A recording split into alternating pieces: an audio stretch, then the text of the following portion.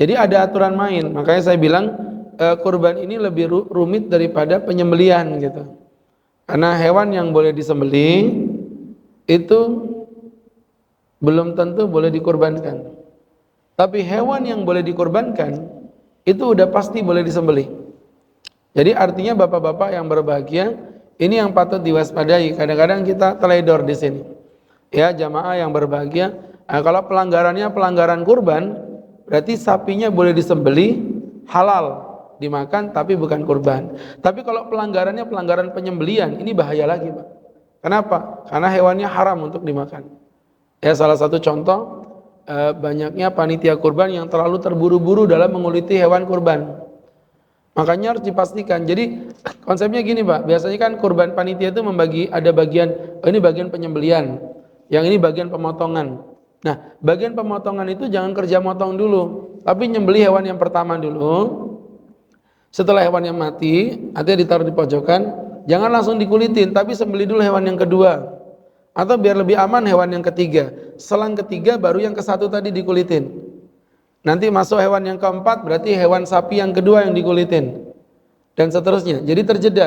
Jangan mati langsung dikulitin, mati langsung dikulitin. Bahaya.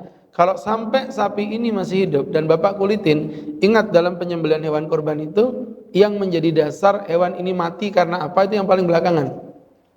Contoh, misalnya bapak nyembelih ayam, ayam disembelih, lompat dia, Pak, ketabrak motor, mati. Itu bangkai, Pak. Itu bangkai namanya. Jadi bapak-bapak yang berbahagia, jadi bergantung cara kematian terakhirnya itu apa. Termasuk juga orang nyembelih ayam. Ayam belum mati dicemplungin ke air panas. Kadang-kadang begitu. Kelamaan dicemplungin ke air panas. Kalau bapak ingin detailnya hal ini mungkin bisa mengundang dokter hewan ya. Kemarin itu ada pelatihan semisal begini, kita panggil dokter hewan menjelaskan bagaimana kriteria jenis hewan yang mati, dijelasin. Jadi jangan di bagian perutnya yang bapak dorong-dorong, karena bagian perut ini bukan bagian yang sensitif. Tapi yang disentil itu bagian yang sensitif, Pak. Contoh, misalnya buntutnya diinjak. Kadang sapi itu udah diam tapi buntutnya diinjak, dia gobek-gobek begini, berarti masih hidup. Atau misal contoh lain hidung, lubang hidung bapak tusuk pakai sapu lidi. Kalau masih gini-gini, goyang-goyang gini, berarti itu juga masih hidup.